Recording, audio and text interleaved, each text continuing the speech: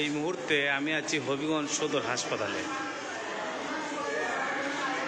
রোগীদের এই অবস্থা, আজকে রোগীদের এই অবস্থা। কিন্তু আমরা যা জানতে পারছি এখানে কথা বলে, যে 2টি রুম তালাবদ্ধ।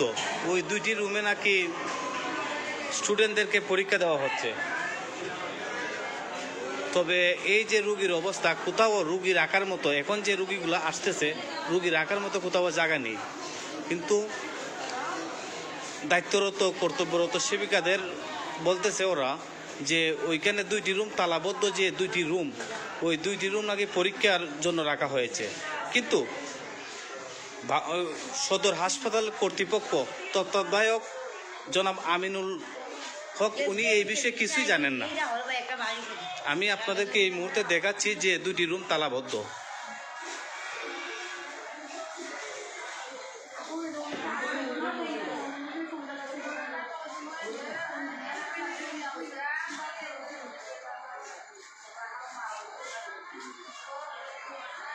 এই 2টি রুমই তালাবদ্ধ, কিন্তু হাসপাতালের কর্তৃপক্ষ তত্ত্বাবধায়ক তিনি নিজেও জানেন না। আমি ওনার সাথে ফোনে কথা বলেছি, কিন্তু উনি এখনো জানেন না এই বিষয়ে।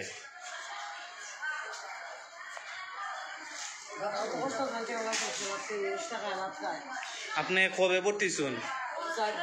4 দিন। এই অবস্থা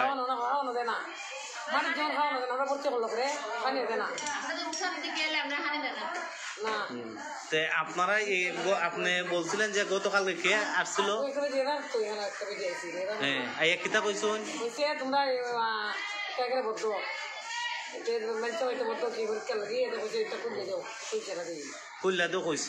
খুলছে না। আমরা এই মুহূর্তে একজন রোগীর কাছ থেকে শুনলাম। আপনি কই থেকে গেছেন খালা? কাটাখালির থেকে। কবে ভর্তি হয়েছেন? 3 দিন। আপনার খাবার দাবার পাইনি? কিচ্ছু পাইনি না? গাইলিয়া দিছে? খাওয়ান চারাইস।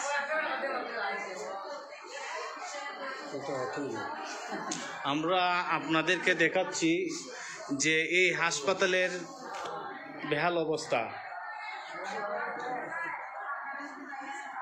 এই যে রুগী রাখার মতো কোথাও জায়গা নেই। সামনে লিফটের সামনে যে খালি জায়গা ছিল, প্রত্যেকটা জায়গায় রুগীদের বর্তমানে বেড পেলে সব রুগীরা বুকিং করে ফেলেছে।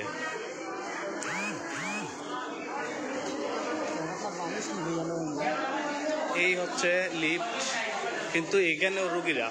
কিন্তু এই 2টি রুম যদি তত্ত্বাবধায়ক যদি জানতেন, এই হাসপাতালের তত্ত্বাবধায়ক না জানাতে এই অবস্থা। কিন্তু তিনি এখনো বলতে পারছেন না তত্ত্বাবধায়ক যে রুমটি বন্ধ করা হয়েছে। কোথাও রুগী রাখার মতো কোনো জায়গা নেই। এখন আগত রুগীদের তারা কি চিকিৎসা নিবে নাকি নিবে না, এই সংকট আছে আগত রুগীরা।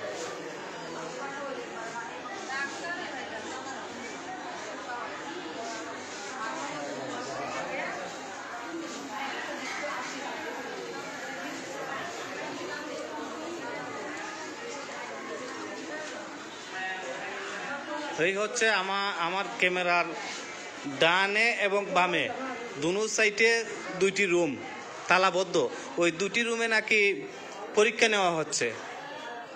তো আগত রুগীদের কখন কি হবে, তারা কি চিকিৎসা পাবে নাকি নিরুপায় হয়ে ফিরে যাবে, এই বর্তমানে চলছে কানাঘুষা।